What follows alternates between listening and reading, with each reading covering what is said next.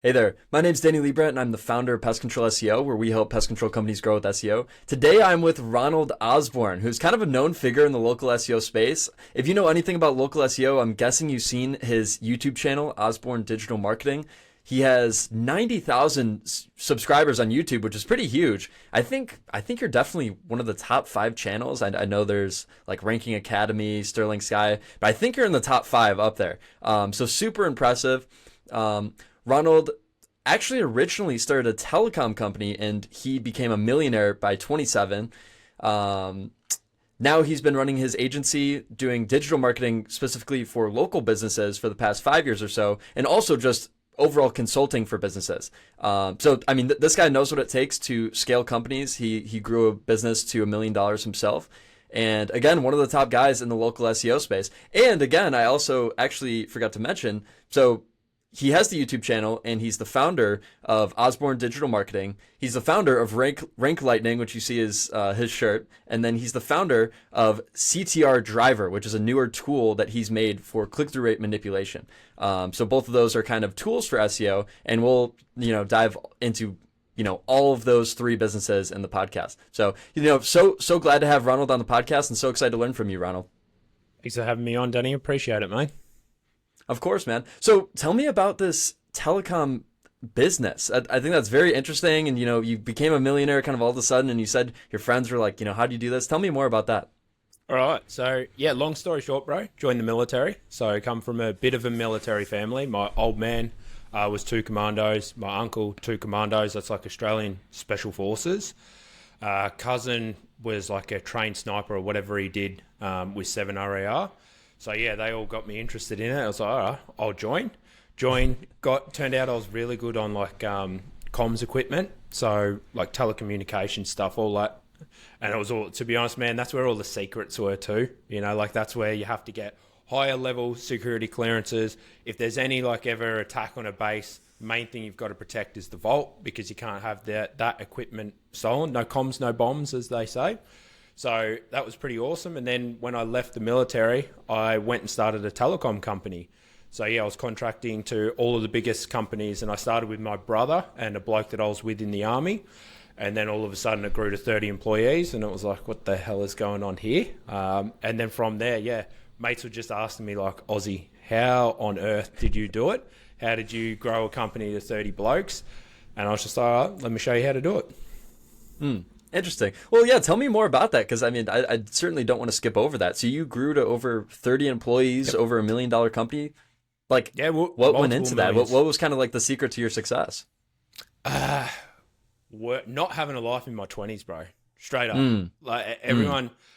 So it was pretty funny. So my sister's ex-partner, he used to live with me at my house, and it was between him and my brother to take over the company, basically.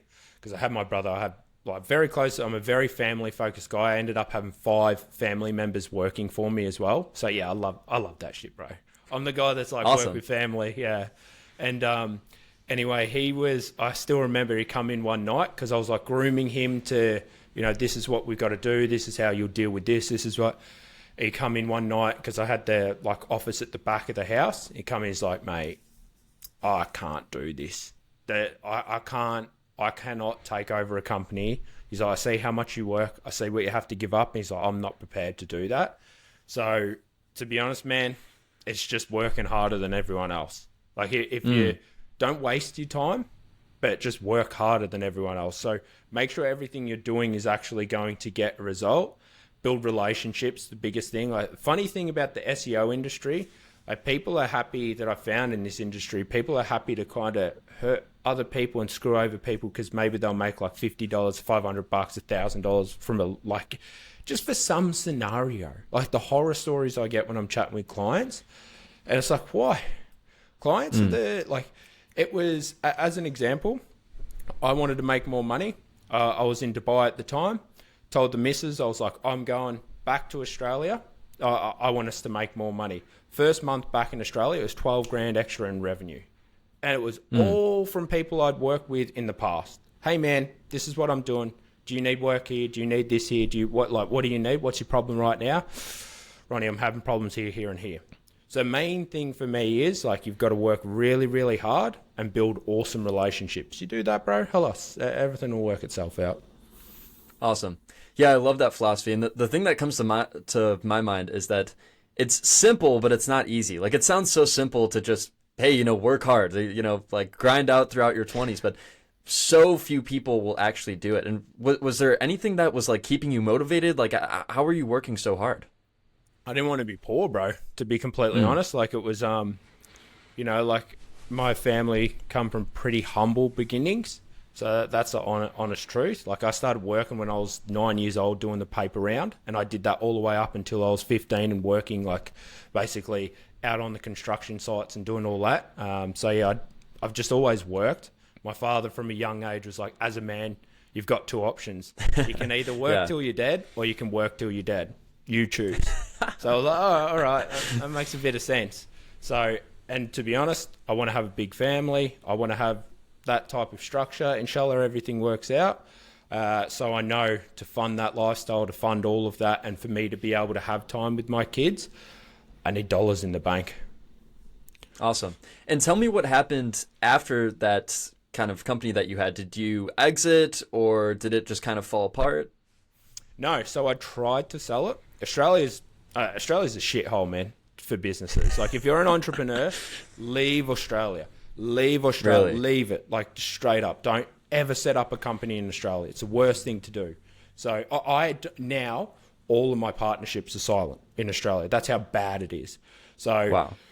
Yeah, well, Australia, this is back, like, let's say back 2014, 15, bro. I remember we're approaching $1 million in wages that I was paying out, and I needed more employees. So, like, the pay wages, like paying out salaries. And this is just an example how bad it is. And this is back then. I went into the accountant. I'm like, look, I need 2 more employees. How's the books looking? Because, you'll see millions of dollars coming in. You're like, everything's good, but is it? And anyway, went and saw her. She's like, no, you've crossed the threshold now where you've gone over the $650,000 in the salary payouts. So now the tax is going up by 5%. So I didn't get to hire an extra person. I ended up paying, I think it was like, I don't know, maybe like 75 grand, because we ended up paying like 1.5 million out in wages that year. Wow. So it was like, dude, that sort of stuff is just going to kneecap you. And now it's even like 10 times worse now, bro. So Australia's not a great place to be an entrepreneur. Tried to sell it, couldn't get out. I got offers, but the offers were just terrible. So to be honest, I just focused on, we looked to do small cells. So small cells are the stuff that give you like 5G, doing all of that. So we looked into doing that. Problem was with that, there are a lot of things that give cancer.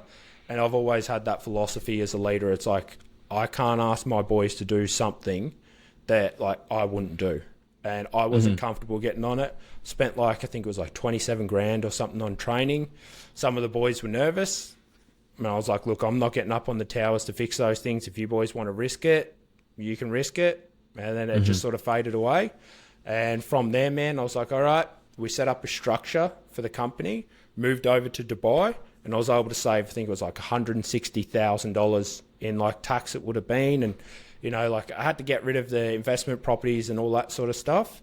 But yeah, ended up saving a lot in tax. So I just cashed out pretty much, man. It was good. It was a really good run while the going was hot. But the telecom industry, like the SEO industry, you've got to make the money while it's there. But because eventually it's not going to be there. It's not dead yet, but it is dying. Okay. Wow. Interesting. Okay. So I mean, I've heard mixed opinions about Dubai. Like, would you recommend, online business owners moving to Dubai, locating there? Not now. Okay. Okay. Like, it depends. Like I'm Muslim, and I think it's a very like I wouldn't recommend it. You know what I mean? Like, it's very westernized in its mentality. Like, I'm going to be honest, bro. I don't buy into. I'm Muslim, so I don't buy into all the nonsense. Like, that's just who I am. But yeah, like it's not bad if you're a young dude maybe that has a missus, then I'd probably suggest it. But if you're a young dude to go out there and find a missus, it'd be a little bit, I wouldn't recommend it. I wouldn't recommend it if you are Muslim. It's kind of worse than the West, to be honest. They're days of old of like the You know, you got the nice tax incentives. Everything was a lot easier. Dude, the free zones. They don't even look into things in the free zones. They're like, yeah, you can file annually if you want to. You know, like that was the philosophy. Now that's not the case. Now they're starting to look into everyone in the free zones and that. So it's like all those problems I see it's not good. Like I personally would be looking at somewhere like Oman. That's where I would be looking. Yeah. So if I was a entrepreneur and like I want to go somewhere where it's not too crazy, Oman is where I'd be setting up definitely. Interesting. Okay, I've never heard anything about there. Okay, Oman's so beautiful, bro. You kind of slowly transitioned out of that company. Tell me what happened after. So I know you started getting into consulting, and then you started Osborne Digital Marketing. Tell me about that. Yeah, so I was always in consulting. So it would have been maybe 2015 when I finally started to have, I think I had maybe like 5-10 employees, whatever it was around then. So it's going pretty well. And then obviously my mates are like, Aussie, what's going on? How are you doing this? So I started just helping a couple of my, especially army mates that were getting out because they were leaving and they were going into Civvy Street.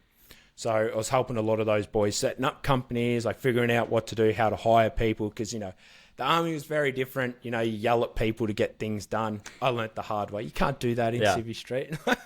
You know, like it doesn't work, bro. So yeah, it's all of that was awesome. I started consulting a lot with mates, and then I got offered. When did I get offered? Probably maybe like 2000 and it'd probably be the end of 2015, I would say, around just before Christmas was when I had a mate being like, "Oi, why don't you just I give you like 30% of this, and you like guarantee me that we're going to be able to get 2 employees, you know, like, and you guarantee me." Then I was like, "Oh, like there's an opportunity." I never really thought about that. So yeah, went in with that, and now all of a sudden, man, it's just like I'm in things everywhere now. So yeah, it transitioned into that, and the biggest reason I got into marketing was because again, plumbers, I'm actually in a few plumbing businesses. So with the plumbers, it's like, all right, well, how do we generate the leads? Like, what are we going to do for the extra? We've got the referrals. We've done all the little post-it notes, go down to the footy clubs, do all that. We did all of that. Then it's the next step. So that was when I started looking in digital marketing websites. So I learned how to build websites in the army because I wanted to do something extra. And then when I was in the army, the crappy sites, bro, but I sort of had an understanding of what SEO was and knew a little bit. Mm-hmm. Then when I got out and when I was building the businesses, what happened was I stumbled on a guy when I was living in Russia that was really, really good. Yeah, he's got like the second biggest digital marketing agency in Russia. His name's Daniel Koropov. Wow. Yeah, ran into each other at the gym. I thought he was a twat at the start, bro, but turned out, hey, he's just Russian, bro. That's what they're all like. So, yeah, he was a good dude. So, yeah, we got along really well, and he really brought me into the fold of it's like, this is how it works and this is what it does, compared to the basic stuff. Like, especially, bro, like, you know, like 6 years ago, 7 years ago, realistically, anyone could have done SEO. And nowadays, you need to be very good. Interesting. Okay, yeah, tell me more about consulting, because I have 2 people that I'm consulting with right now, just on a retainer basis. But nice. How are you positioning your consulting, and what do you think works best? Is it, you know, retainer or equity or rev share or something else? It depends on the problem. So I'm a big guy. Like I face this problem a lot when I chat with people that are kind of cold warmish. So maybe they've like watched a YouTube video or something like that, and they come to me and they're like, "Oh, like what's your packages?" And I don't do that shit because I've tried that shit for years. I've been in this game for a long time. I know what works. And what works is you've got to be unique and approach everyone uniquely. So there's guys out there that want to do the work themselves because they just don't trust anyone else and they've got the time. And there's the other guys out there that just need a bit of guidance, and then like you'll execute on perhaps the deliverables. So I try to focus and tell me your problem. Like, why are we talking to begin with? That's where I start. I don't ever start with I'm going to do this, going to do that, going to do this, going to do... I don't ever do that, bro. I always just sit there and be like, tell me your problem. What do you need resolved? And they will say, I'm looking at ranking for this because I want more leads. And you might look at the SEO and go, like, dude, you're going to have to spend $3,000 a month for 12 months to rank for roofer in Miami. You know, like, or we could try this option. Or we could try it. Like, do you have a CRM with a long list of customers? Yeah, we got that for 15 years, mate. We've been around for 15. Beautiful. Why don't we just start there? Let's do a massive email campaign of hitting that. So there's always different. I always approach things differently. Yeah, and that's what I like doing, man. I like solving problems, to be honest. That's the biggest thing. If you address people's problems, they'll always want to work with you. Definitely. Yeah, no, I completely agree. And especially as an SEO, I'm always looking for the quickest wins because usually, I mean, for normal keywords, it might take, 3 to 6 months, maybe even 12 months, like you said. So I usually like to look at things like Google Business Profile first, or maybe, potentially we could run Facebook ads to get some brand recognition, or, do you have local service ads set up? So getting those more immediate wins, the same way like of activating an email list. So yeah, I completely agree. Yeah, that's the main focus, man. It's just solve the problem. That's all I care about. So that's like with consulting, that's how I always use it. Okay, here's my price for the hourly. You've got the problem here. Are you struggling? I'm a bit different because, again, I've done it all. So I do offer all services. Like, as an example, I was telling Goldie, I don't know, last time we spoke was when, we had one of the boys that was in the tree company that I'm in out of Dallas, and they took home the truck because they were pissed. They thought they were getting underdone and all this extra nonsense, and it's like, oh, all right, let's have a chat with them and see what's going on. It's like, I like getting involved on those levels where the average SEO is like not doing that. So yeah, I definitely more call myself a consultant than anything else. That's why I don't even call myself an SEO, bro. Cool. Interesting. Yeah, no, I have kind of been starting to frame myself that way as well, because you can say you're an SEO, but I said this in the last podcast with this guy, Brian Dordevic, that I feel like SEO is really every aspect of digital marketing, because you could tie in social media with that. You could tie in Google ads with that. You could tie in, all offline marketing, because then that ties into the brand, and anything relating to the brand relates to SEO. So I think just thinking of SEO as just keywords and traffic and, clicks, whatever, I think it's a little narrow-minded, and really you do need to think about the full spectrum of digital marketing. So I agree. Even marketing as a whole, not even digital marketing. Yes. Yeah. And kind of relating to that, I know you do a lot of digital marketing, but is there any offline marketing that you do or recommend for clients? It depends what niche they're in, but for me, I'm always about it was actually funny because I was watching I think it was the Joe Rogan podcast with Trump the other day.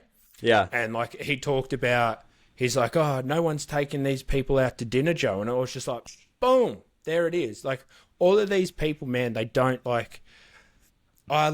used to love going to lunch with everyone that I would work with. So to be the project managers, the general managers, bro, the COOs of companies, I'd just be like, hey, we're going to lunch. The supervisors, we're going to lunch. We're eating together. We're talking about problems. That is the offline marketing, the relationship building that I would be focusing on. Because still to this day, guys that I did business with, like I said, a decade ago, I can call them up and be like, what's going on, Rob?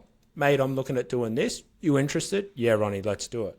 So that's what I would be doing for clients. It's just trying to get them. It's like, okay, don't just think that SEO's your be all and end all. The other thing that offline would be teaching them how to sell. Most business owners, especially local dudes, they suck ass at selling stuff, bro. Yeah. They really do, man.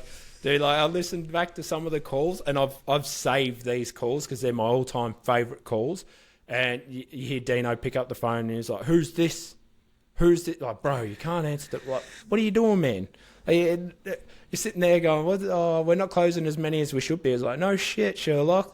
Dude, that's how you answer the phone. You can't do that. Yeah.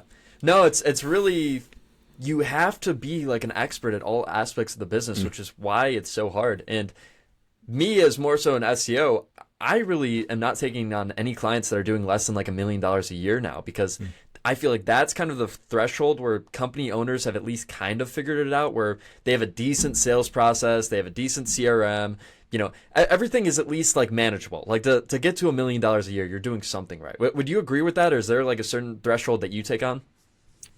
It depends on the consulting side, absolutely, because it's kind of like a self-vetting. You know, I know if you've gotten your company to at least $350,000 annually, dude, like I know you've worked hard. I know you've given up Saturdays. Yeah. I know you've told the missus, no, you can't go out on date night. We've got to get this shit done. So, like those guys, yes. With the SEO, no, but that's because like someone might have deep pockets. Like as an example, like myself, even I'm not rich, dude. Like I'm not rich. I don't call myself rich or anything. But if I was to start up another venture tomorrow, I don't care, man. I'll spend 20 grand a month on it. If it gets me a return, I'll spend 20, 50 grand a month. Why would I care? The money's coming in, and that can just be started like that. So I don't necessarily stick to like rules like that, only with the consulting. The consulting is a big one for me. The SEO, not so much on the revenue factor.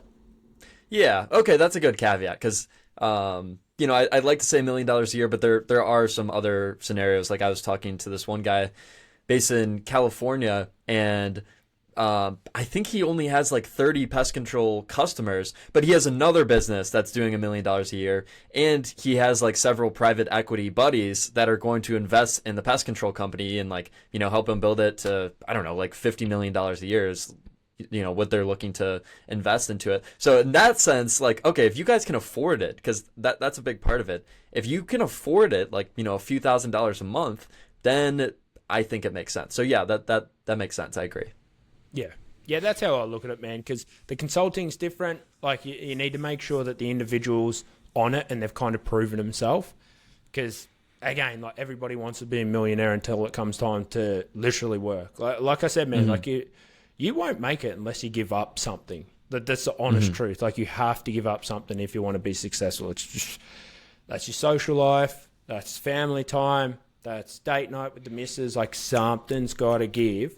But if people haven't proven that concept yet, and a great way of like breaking through to see if they are willing to do those things to grow is by the revenue factor. But I'm not too strict on the number. Okay, cool. Yeah, no, I agree. It's all about sacrifices. And something else I wanted to make sure to touch on is tell me about Rank Lightning. So I think this is like a kind of newer venture that you have. Tell me all about it, like what it does, you know, what's the target market, everything. Yeah, objective definitely is to, like, look, I'm not a fan of Ahrefs. Like, they did me dirty. Really? Okay. Yeah, they did me dirty years ago. Like, it got to the point where, like, there was, like, I even spoke with my attorney about it. That's how bad it was. Like, that's how bad they screwed me. So, they left a real bad taste in my mouth. That's why I'm Wait, can you explain that further or no? Yeah, so like, long story short, do? like, I had the American company, but I was in Australia at the time. It was Christmas. And something went wrong with their system. I don't know what it was. And it like booted me, shut down my account. I'm like, oh, what the hell? Maybe it was because I went back to Australia. And then I had to re-sign up. And because I was in Australia again, you know, like it's the nanny state, bro, ridiculous. They tax everything.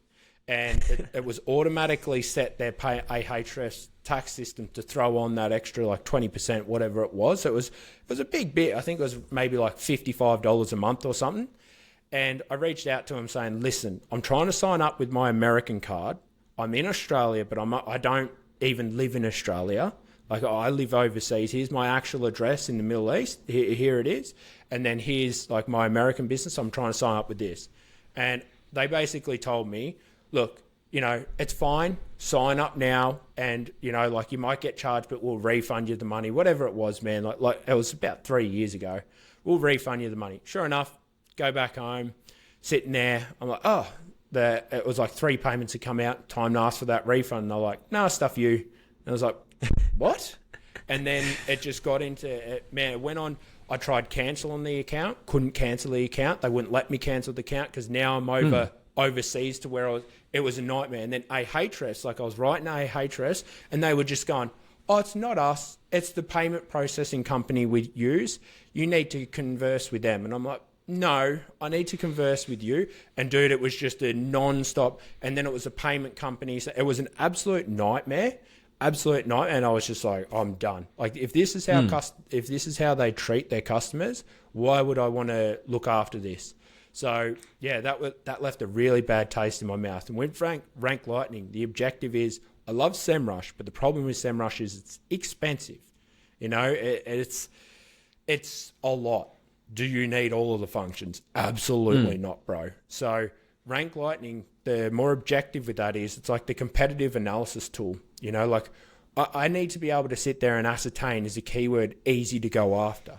So like my philosophy, like what we do in Rank Lightning, we're the only one that's doing this, is if you go, as an example, like roofing Miami, you're able to put in roofing Miami, and then you're going to see like the volume. You're going to see the map pack. So you'll see 1, 2, and 3, who, like if there is a map pack or not. So you'll see the average and the median reviews. Always look at 3, and then it selects the top 3 results as well. And you can toggle on and off. But essentially what you immediately ascertain is like, right, how many referring domains do I need? How many backlinks do I need? And then you can scroll down to the part about the domain snapshot, so you can see how powerful the domain is overall as well. So yeah, it was that sort of stuff, man. Like looking at all of that is what I needed to see. I hated going in. It's like, all right, let's see how hard something is. You have to enter the keyword, go and look at the map pack. Oh, okay, yep, all right, yep. All right, then I've got to go over to SEMrush and have a look, see who's ranked. Like, dude, why is there not just one thing? I enter this, bang, okay, Ronnie, for that you need 80 referring domains. All right, cool. Average reviews, it's 90. Yeah, all right, cool. So I need 90 reviews. I need 80 referring domains. Done, bro. Yeah. So, yeah, build on stuff like that. And it's all like, it's focused specifically on local. Definitely like newer people, local businesses is more the target. Like if you're an experienced SEO, is Rank Lightning right for you? Only for the Google Business Profile Monitor. That's it. So it does the GeoGrid stuff. But apart from that, bro, it's not really for you. You're going to need SEMrush. You'll need something more advanced. But it's for that local business owner that's, you know, sitting there going, all right, well, like, what do I need to do? I've got a bit of time. I've got to do a backlink gap. I've got to figure out what my competitors have. Like, it does all of that. Yeah. Okay. Interesting. Yeah. No, I've kind of always been a SEMrush guy. I do think it does have a ton of tools and it is a little overpriced. But I still definitely prefer it over Ahrefs. I actually started out using Ahrefs. Now I prefer SEMrush. But I do agree. I mean, they've tried to make it beginner friendly, but just with all the advanced stats, and again, with like, I think they have, you know, maybe over 60 tools. It's really hard to make it beginner friendly, and there's just infinite things you can do in each tool. Yes. So I think in that aspect, it is super important to have a cheaper option, because like a lot of the pest control owners that I talk to, because I'm in the pest control space, you know, a lot of them are solo operators. So they just want to like get some baseline SEO going, and they can't afford like a 130, 150, because then you get the listings management, then maybe 160 or actually like 180 to get like the social poster. All of those add up. And I mean, a lot of these guys, like $100 is a ton. Yeah. So in that aspect, I think there definitely is a fit for the market, and also having a local specific tool, because I mean, SEMrush is for anyone, Ahrefs is for anyone, Ahrefs, whatever. So that's definitely interesting. And how long have you had the tool now? We launched it, I think it was like a couple of months ago now. So okay, she's coming along. It's like we're always working to make it better. Like the main objective of a long run, it's like the tool for everything. Like if you're a local business, you know, you will just come along and use Rank Lightning because it's doing the on page. Like we're putting together now the backlink, because no tool does anchor text ratio analysis. Like that's why I created the spreadsheet. Yeah, so building all of that, but yeah, it comes with its problems when you build this stuff like with technology. So, you know, that's why no one's built one. But building that type of thing is like what we're putting together now. So just constantly making it better and adding more. So we just want to keep building it to the point where it absolutely handles everything. And then from there, man, it'll just be about improving it. So local tool for local businesses is the game. Cool. And then the other tool you told me about, which I'd never heard about, was CTR Driver. Tell me about that. CTR Driver. Yeah, man. If your Google Business Profile isn't moving, you need to throw it some CTR its way. Dude, it's optimized profile, reviews, and engagement. And as long as your profile's got that, you're going to rank. Now, the engagement factor, where are you getting the engagement from? Like if you're getting the engagement from, you know, residential proxies that are like sitting somewhere in Mumbai that aren't great, you know, that everyone's running spammy stuff through, like as an example, like they're doing GSA links through those same proxies, bro. Like that doesn't work. You can still get things to move, but what we found was the more real mobiles that you're utilizing, the more real infrastructure that you actually have behind. So Google's seeing real devices, the easier it is to rank.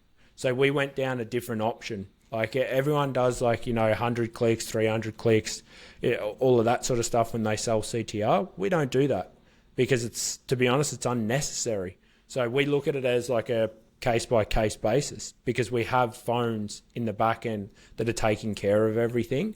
So, like as an example, like if I wanted to do and send a lot of impressions to move something into Google, like again, this is a bit old, maybe a year and a half ago, you'd be looking at running 1,000, 2,000 impressions through CTR Booster as an example to like just get a little bit of movement. We've been able to move things with 5 searches a month. That's it. Wow. So it's 5 a month. 5 a month. So like ranking for crazy terms with just CTR, like lawyers in big cities. We've been able to do it with like what was it? Reese did it on Craig's SEO Glasgow. Like just turned on CTR and boom, he got all of that. So yeah, man. Like it's compared to that. Oh, we need to smash it with CTR. Run all these impressions to unique URLs. Blah blah. No. Focus on the quality and halas, the rest will come.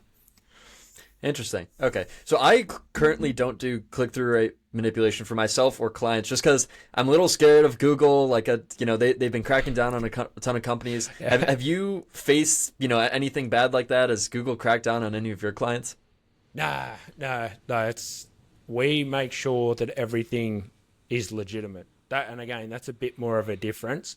So when you're looking at the back end in the analytics of when it's with us, it's like, oh, okay, I'm getting more of what I've already been getting. Like that's how we do it. Where with the other stuff, it is quite obvious. When, your driving directions go from this to, or your calls go, website clicks go, it's very obvious then. So again, it's like you need to run a high amount of impressions with other systems. We just don't do that, man. We've set it up the right way. Because if you were to get 100 people and real phones, like right now, rip out their phones and all drive from different places as an example, man, Google's just going to pop that profile. It'll just be like 100 people from around this radius, they all drove in here today. Wow. Okay, this business is hot. Let's start showing it. So no, that's, we have even tried, obviously with our things for educational purposes only, tried to get things pulled down. And like, it's funny, you can do it with the other tools, but we can't do it with ours. So, which kind of sucks in a way. Yeah. But yeah, it's kind of good too, because it means that, all right, we've set up something where Google's just like, all right, I trust you. I'm not going to sit here and be like, oh, what you're sending me is spam. Definitely. Yeah, there is kind of a gray area because I think Google officially said, maybe this might have been like a few years ago at this point, but they said anyone that is essentially, I'm paraphrasing, I forget exactly what it was, but anyone trying to manipulate Google is doing black hat practices. And I mean, when you think about it that way, then technically every SEO is black hat because everyone is trying to rank their website better. And every business owner technically is manipulating Google, right? Yeah, and Google's manipulating, like literally we're seeing right now in the election stuff, we're seeing them favor one side to the other. It's like, what are you talking about? Google is the most corrupt, evil organization out there in the world. Bro, how evil do you need to be? Dude, when you think about it like this, right? You used to have do no evil as a company slogan, tagline, whatever you want to call it. And then you're that morally corrupt that you need to remove that. Like that dude sits wrong with me, like why would they take that out? Isn't it everyone's objective to do no evil? So yeah, I don't know, man. Like I think there's definitely a lot of things, like you don't want to break the law or do anything bad like that. I'd never suggest that.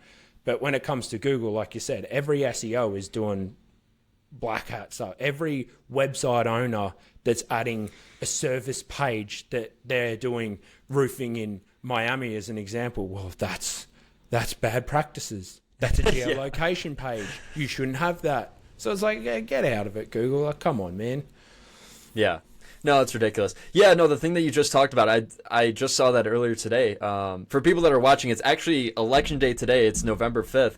And, maybe just a few hours ago, I saw it was kind of all across Twitter that when people were searching, how do I vote for Kamala, it would show a map and it would show the website and it'd be like almost like a knowledge panel of how to vote for Kamala. And then you search up how to vote for Trump and it'd just be like a CBS article, a CNN article, like it didn't actually give you anything. So in that way, Google is incredibly corrupt. They're obviously left leaning. Which, I mean, doesn't affect local business owners, but I mean, they are, they can kind of pull whatever strings they want. I mean, it's super dangerous.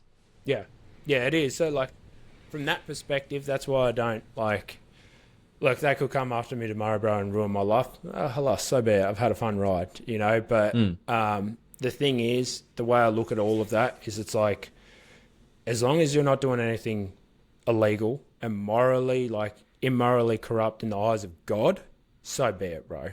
Like, it's fair game. So, yeah, that's how I look at it, man. I agree. So you've done consulting for a ton of different businesses. I'm guessing local, non-local, all kinds of different businesses. I'd like to focus on local just because I'm specifically pest control. What are, some of the biggest mistakes you've seen local business owners making? Is there something wrong with their Google business profile? Are they not running Google ads? Maybe email? Like what are the things that they're missing out? What are they doing wrong? Biggest thing is, man, they plod along. Like, to be honest, it'd be that they have no direction. They wander aimlessly. So a lot of the times, again, for me, I'll jump on the calls with the guys and like, I want SEO because I want leads. Hang on. Why do you want the leads? Because, like, I wouldn't mind a new Mercedes and all this shit. And you're like, are you sure, like, brother, like, is this right for you? Like, is it just you want some more cash, or like, what is actually going on here? So they kind of wander aimlessly. That's what I find is the biggest problem. A lot of business owners are like, kind of don't know what direction I want to run in. So the first thing I would say is, like, you need to make sure that they have their stuff squared away. It's like, all right, I want SEO services because from here, I'm going to try and grow my company where I can have 3 boys working for me. So I can just be the guy that sits in the office and quotes the jobs, make sure their work's running smoothly, and halas, it's like, all right, ripper. Yes, SEO will work for you. Like, it's worth investing in marketing because you want your business to keep growing, and, referrals isn't going to do it when you want to have 3 employees. Cool. Like, there's an alignment there. And that's where I find, like, there's a bit of a mismatch. Like, some people do watch YouTube. They're like, bro, I want to be making that. Like, I did that forecast calculator and it was like $100,000 you could be making from SEO a month, which is true. And anyway, like, I had a guy come on. He's like, yeah, so I'll give you $1,000 and you make me that $100,000. I'm like, brother. Like, not how it works. Yeah. So they've just got to make sure that everything's aligned with the organisation and the direction they want to run in first. And then you can start tacking in all the extras. So like SEO. So first thing is get them squared away. Second thing is from there, it's like, obviously the main things that I see that they have wrong in the SEO aspect of it is they don't understand what work needs to go into it. So they think, like, again, they'll watch 2 or 3 YouTube videos. So, man, give me some backlinks, just go in and create a few blogs. But, like, no, it needs to be structured this way. We need to do this and we need to do that. So getting them educated and on board with what actually needs to be done is super important, so they understand it a bit more, and show them the numbers. Because a lot of the time, like, they don't, like, numbers talk, bro. Like I was saying before, like, if you come here and say, Ronnie, you give me $50,000 a month and I'll get you 100 back, do it, bro. I don't care. All right, cool. Let's do it. But that's the thing. It's as long as you talk that language, that'll help you. Everything else is the stock standard stuff, man. Like, they're not optimized their Google Business Profile. They're coming to work with you. Their profile's not optimized. Their website's not optimized. They've got no supporting content. They got shitty backlinks. Like, it's kind of the same stuff. But I would just stress, like, make sure that they're doing SEO for the right purposes. That's all I'd, like, really, really touch on. Definitely. Okay, cool. So you have to be super clear on your goal and your vision, because something I'd also like to mention is that SEO isn't just like, you hand it off to an agency and they do everything. Like, usually at least what I like to do is maybe collect some video content from the client, maybe some pictures, maybe get their expertise, insight on, this particular pest or this particular area. So it's not just kind of something that you hand off. It's something that you have to commit to with your time and money. And, if you, kind of just get like shiny object syndrome and, decide to work with an SEO agency and then cut it off after 3 months because you're not committed, you haven't been putting enough time in, and, oh, wait, no, I've already spent all this money, then you are not going to stay with them. So I think that's a really important point to make, is that your vision has to align. It can't just be like something you kind of did on impulse, like, oh, this agency seems cool. So yeah, I agree with that as well. Yeah, man. Yeah, cool, man. Do that, and they'll be laughing. Yeah. Something I'm kind of interested in is, what is your content strategy for local businesses? Like, is there, a certain amount of blogs you should be putting out? What blogs, what should they be about? What service pages or location pages? Tell me. Topical map is killing it right now, bro. So, that, like, I don't know if you saw it, but that topical map that I put together with the AI prop, just do that, bro. Cover the whole area, then get, like, feed the wiki URL into the prompts, get that to spit out all the information about Miami. Here's the attractions. Here's what you can do. Here's what to do when it's raining. Here's what to do when it's cold. Like, really talk about the area. And like that thing that I put out the other day, there's a direct, because approaching 100, I want to be nice to everyone, give them an awesome nugget. There is a direct correlation with, and this is what I have seen, with how many times you talk about a location to how well you do in the map pack on your website. So that's why I made that, like, I put out my, secret spreadsheet, so to speak, because it's like, have a look. You always notice, it's like, why are these guys with so little reviews up the top with these guys that have 500 reviews? They've got 180. And old mates, and then if you have a look over their entire website, how many times this keyword and variations of it is mentioned, you'll be like, oh, okay, I get it. So hence the topical maps. The topical maps, like, we all have a, average sort of rate when it comes to success. Like, I sit at around, I'd say 70, 80% success rate with SEO. I don't win them all, but with the topical map, that is hitting for every single campaign pretty much. That is just doing exceptionally well in the local space. So covering the topic, talking about the area multiple times, it's hard for Google to ignore that. Awesome. Where can people find that? I think you were maybe referring to a video or something of yours. I can give you a link, bro, if you want. Like, it's like if they jump over to Osborne Digital Marketing, the YouTube channels, there's the SEO checklist. It's that whole, like, I have heaps of them, dude. They can get that. But yeah, it's the topical maps. Like, if someone was to come and say, what do I need to do? I'd just be like, start with a topical map, because it'll make the wins easier. And like that case study I did, well, it was a year ago now, but with the internal links, I pointed like 1,000 internal links, exact match and variations. And it was in the massage space. So extremely competitive, in Melbourne, like, really hard city. So a major city with 5 million people. And it went from position like 31 all the way up to position 6. And all it was about 1,000 internal links pointed to the page. That was interesting. It, bro. Yeah, so internal link count. Like, I always look at internal links as like 3 internal links equals a backlink. So that's why, again, the topical map's awesome, because if you've got, roofing Miami as an example, and then you're talking about like best time to replace your roof in Miami, how much does it cost to replace a roof in Miami? And it's like all of it's linking up. It's all of these extra internal links that are being passed around. Google's like, all right, you're saying this page is important. We're seeing there's links coming in from other people saying it's important. All right, cool bananas. We think it's important. Interesting. Okay. For people that don't know, internal links are on your website when you're linking from a page on your website to another page on your website. And then a backlink would be someone linking from their website to your website. So interesting. Okay. Yeah, I've heard more and more people talk about internal linking, and I've kind of heard mixed opinions on this. Is that, should you, like let's say for something like location pages, should you be linking all of the location pages together, or should you just be linking, let's say you're in Chicago and you link to, maybe the top 3 to 5 cities near Chicago, or should you be doing a ton more internal linking? That's a great question, man, because, like, I'll be honest, Danny, I think it's mixed. Like America's a different kettle of fish. Like I'm going to be honest, man. Most SEOs can rank anything outside of America. You can rank shit in America, you're doing well, bro. Like you are an SEO. You know, Yeah. you can call yourself an SEO. So the way I look at it is like with America, it is pretty important to tie it all down individually. But in other parts of the world, you don't need to as much. So like if again, the roofing Miami, like I tie in everything with Miami. So to be like the roof repair Miami page is being linked with the roof replacement. I will do that. I will tie that lot in because the way I look at it is like it's everything about Miami's still together.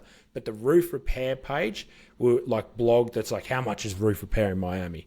It's not going to ever link across to any blog about roof replacement and it's not going to link up to the Miami roof replacement. I won't be doing that. So like when it's the informational stuff, it always sticks in its cluster. But then the money pages for the geos, I do link them across. And I've seen mixed. Like sometimes, man, it worked really well for a roofing company. And then I tried exactly that on a company that was doing pressure washing and paver sealing. Terrible. Absolutely terrible. And I was like, all right, let's remove all these links. Removed all the links and made it like just in the structure of, you know, as an example, pressure washing Tampa. And off she went, bro. And I was like, what the hell? Like, how does it, from one space to the other, it was so different. From roofing, and all in Florida as well, but went from roofing to pressure washing, it just changed that. It was a bit weird, but I guess that's what happens. Interesting. Yeah, I like what you said there that, you know, you and most SEOs are only right about like 60 to 70% of the time. I think it's important to have that humility in the space because people hire you and they think, oh, okay, I'm going to, you know, guarantee you these results and you're going to get a ton more leads. Like, I don't know, you might not. Like, SEO is a great strategy to get leads, but, you know, things can go wrong. Google can have an update or I don't know, maybe we try something and now it's not working anymore, whatever it is. So I think it's important to inform clients on that as well, where, you know, if we do it right, we'll knock it out of the park. But, you know, there's some things that we just can't control. You know, again, Google changes all the time. You know, sometimes the strategies don't work anymore. So I think that's an important thing to note. Yeah, spot on, Danny. Like no one, I don't know, man. Like when I first got into it, I tried offering, because I saw that as a weak point in SEO for sales. It's like, why am I going to pay you money when you can't guarantee me anything tangible? That's bullshit. Like, I'm like, why would, you know? So it was like, I started trying to set up like a guarantee system.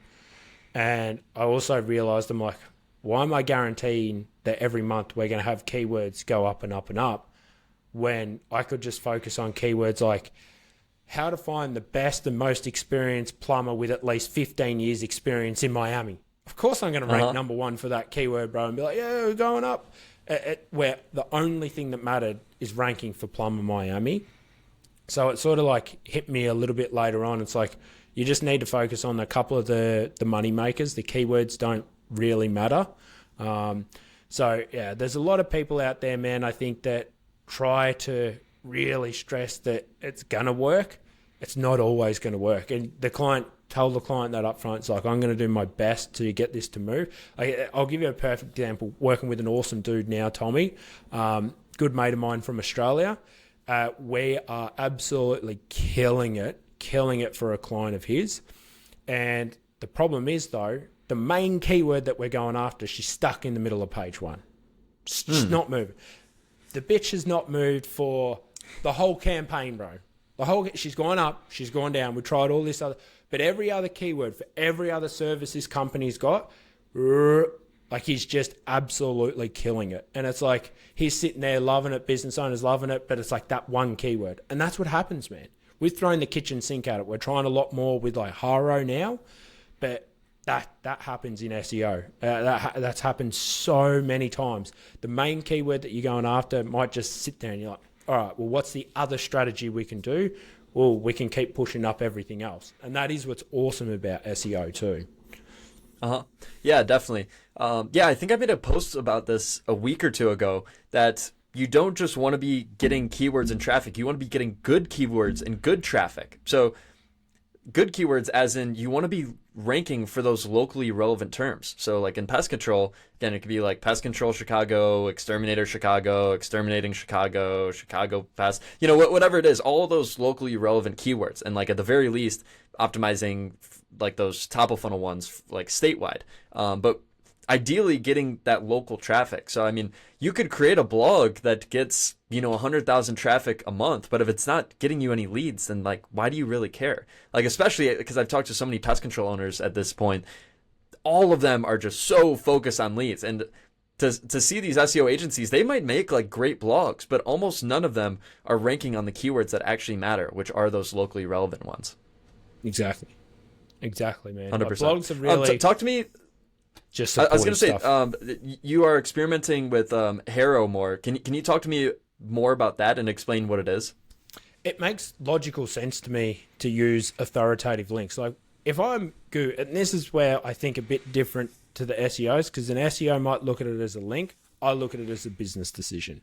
I'm an executive in Google. I need to cut costs because every SEO out there, these pricks are putting all of these bloody fake AI websites up, clogging up all of my servers. What am I going to do? The way I look at it is like the first and easiest thing I would do is rely more on backlinks than ever before, but authoritative backlinks. That's how I look at it. And it just makes sense because Google's got a list of trusted websites. They know the New York Post. They know Wall Street Journal. They're like, this is credible. These guys are credible. If there is a link from that website to the website over there, they're saying they're credible. Okay, halas. The way I look at that is that's the easiest business decision to make in the world. I would sit there and go, as an executive, how do we cut costs? Well, if these spammy looking sites don't have authoritative links, cut them off. Give them a little bit. But anyone that has a lot of these other like votes of confidence from these authoritative sources, give them a bit more, because if all of these guys that we trust them, halas, we'll put them in. That's how friend groups work. And I just look at it, that's a logical perspective. And I believe that'll be the next step. So yeah, it's important to have a lot of backlinks, yes, but at the same time, like if Elon Musk was to sit there and go work with Ronnie Osborne, he's a great business coach, dude, I'd never need to do SEO on anything ever again. Yeah. But if there was 1,000 people, just random 1,000 people today said, Ronnie Osborne, he's an excellent dude, go work with him, I'm going to get some work. But is it like the same impact as what Elon did on the Joe Rogan podcast? Absolutely not. So that's how I look at it. It's just logical. Google's going to save a buck because they'll be able to put the whole fact checking of a business and a website on the responsibility of other individuals. So I think digital PR, Haro, that stuff is so important. If you want to be a business around for a longer time, you're going to have those links. Definitely, man, definitely. Yeah. No, that was a great analogy there. And yeah, I completely agree. I think the local space has been a little bit too dependent or kind of too in the opinion that you just need to get local links, like reach out to all your friends in the area and then maybe like local donations. And I think there's definitely a place for that. And I don't know, maybe you could argue that's like 50 to 70% of the links that you want. But I think there is still definitely a place for getting super high quality links. I think it's kind of just non-negotiable. I think it's something you need to do. So can you talk a little bit, like as we start to wrap this up, about how you build those links for yourself or clients? Yep. I acquire them. So, yeah.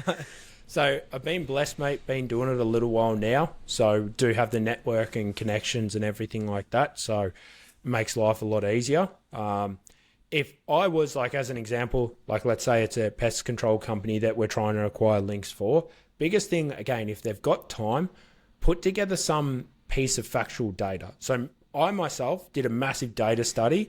It was thousands of emails I sent out. I got 675 responses from entrepreneurs about what makes them successful. And it was 4 questions I asked them. It's like, is $10,000 enough to start a business? All of this. But what that did is you start to get to be like, hey, I asked 675 entrepreneurs what it takes to be successful.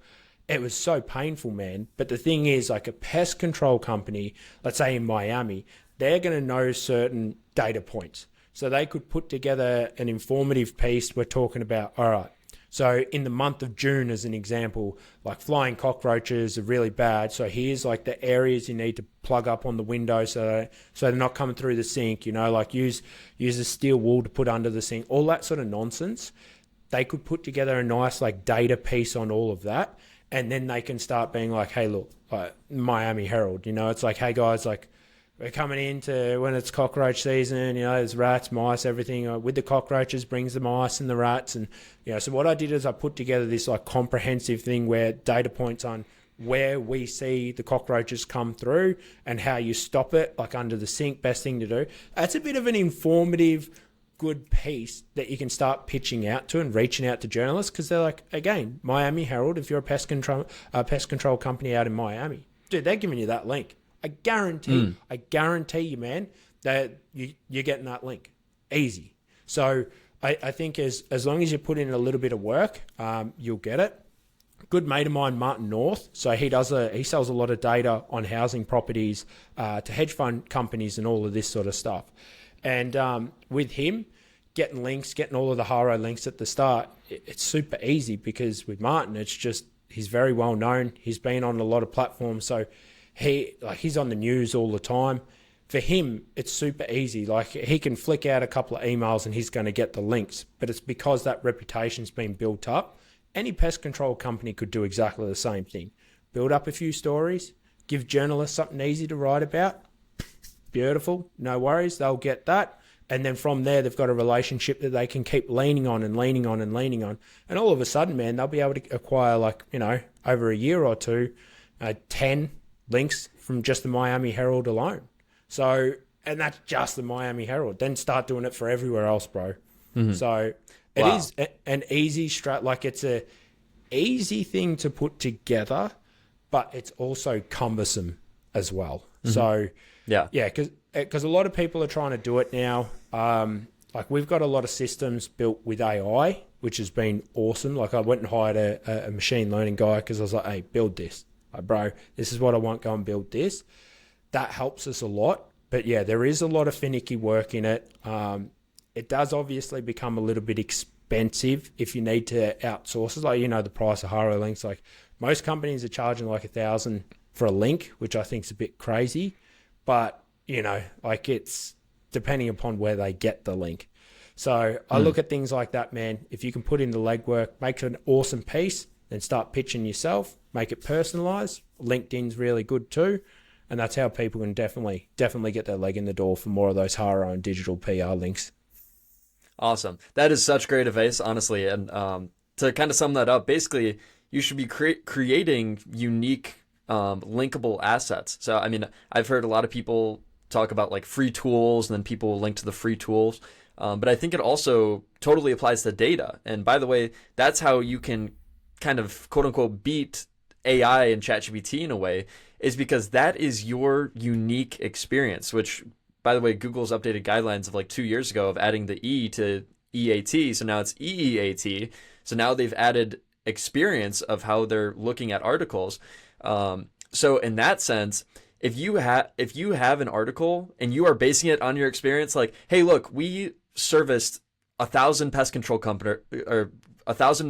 customers in Miami, and we saw that 200 of them had ants, and 100 of them were mosquitoes, and these are the biggest problems, and this is how much people, I don't know, paid in termite damage, whatever it is. When it's that unique niche knowledge, especially local, I think that is super powerful. And again, that is kind of evergreen content, and other people want to link to you because it's so unique. Like, I think that's a really big problem that people are trying to overcome now, is everyone knows ChatGPT exists and these other AI tools, and you can basically generate an article in less than a minute, and it's pretty good.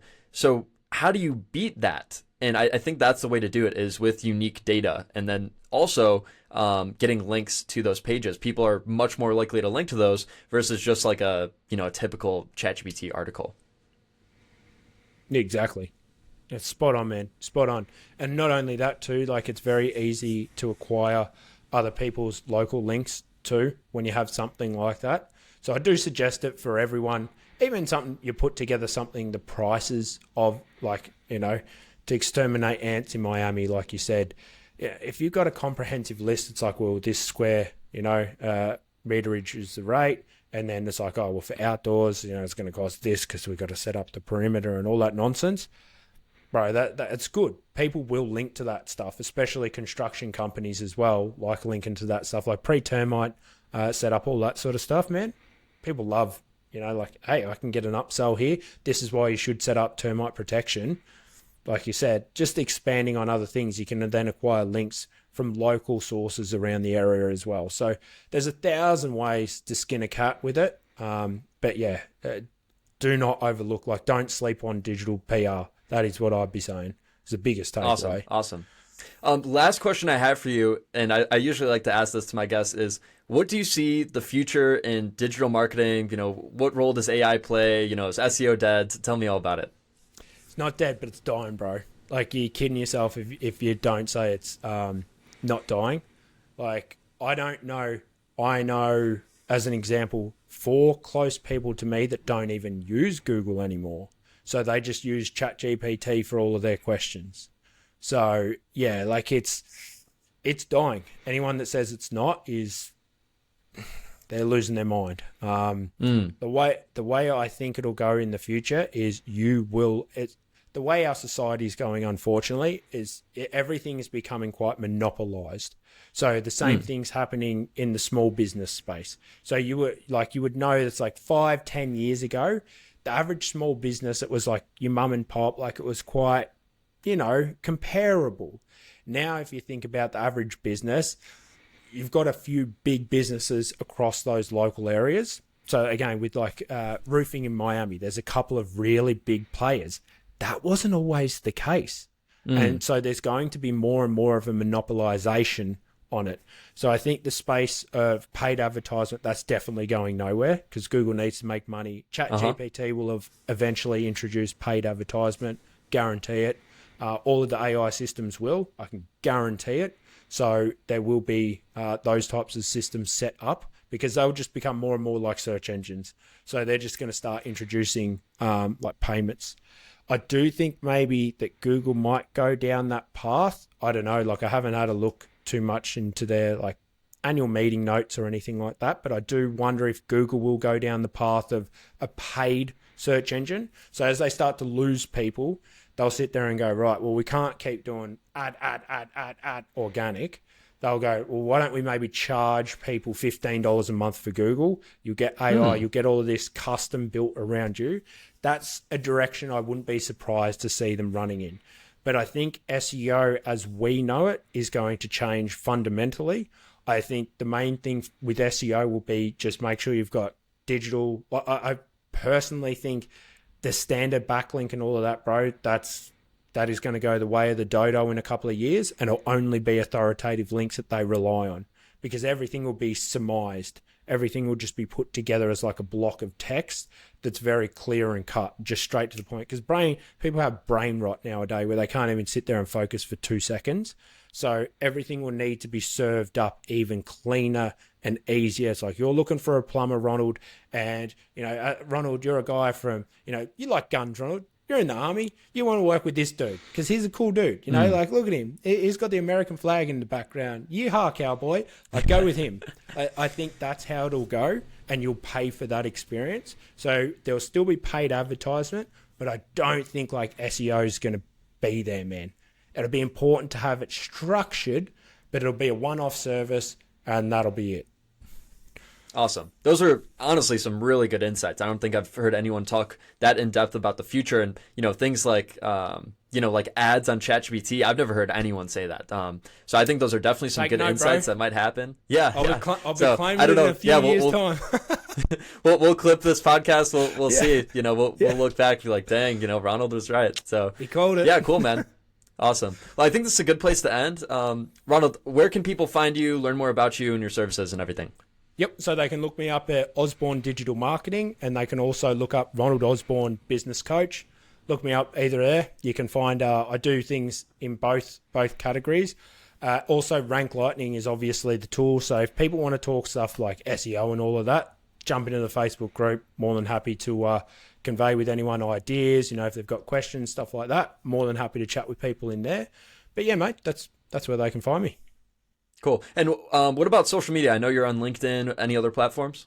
Bro, I'm not gonna lie, man. I look at that stuff as shaitan, eh? Like I don't, bro. I don't like social media. I like it. It took me the longest time to put my face on video. So yeah, I if someone sends me a message on Facebook, not a good chance. Like I don't even have Facebook's not on my phone. Instagram's not on my phone. I only have Twitter on my phone. That's it. So yeah. Don't message me, boys, on social, because you'll never get a response. Dang. Okay. Yeah, no, I'm definitely not a big fan of social either, but I think it's kind of just a necessary evil for business. So yeah, I guess people can reach out on Twitter. I'll when this goes out, I'll announce it on Twitter, Facebook, and LinkedIn. Shout you out everywhere. But cool, man. So good to have you on. I definitely learned a ton from you, and thanks for coming on. Yeah, thanks for that, Danny. It's been awesome, man. Yeah, for sure. All right, appreciate you, Ronald. Cheers, Bye. brother. Thanks, mate.